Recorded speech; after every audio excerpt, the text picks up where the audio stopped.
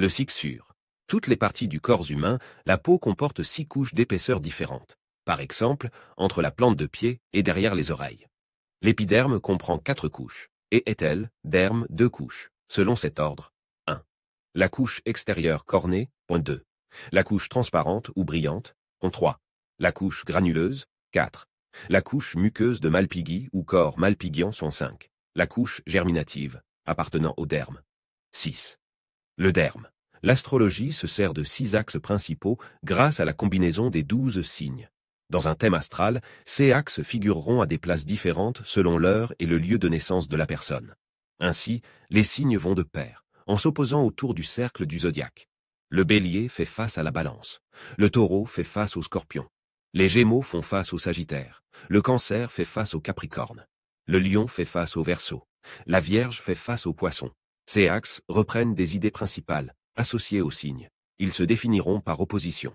Voici un exemple, parmi d'autres significations possibles pour chaque signe. Bélier, guerre. Balance, paix. Taureau, jalousie. Scorpion, détachement. Gémeaux, petit. Sagittaire, grand. Cancer, bébé. Capricorne, vieillard. Lion, monarchie.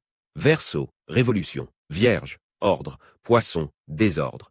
Nous avons vu comment la loi du ternaire et du 3 accompagne la manifestation de la création. Le 6 redouble cette loi du ternaire puisqu'il est l'addition de 2 nombres 3.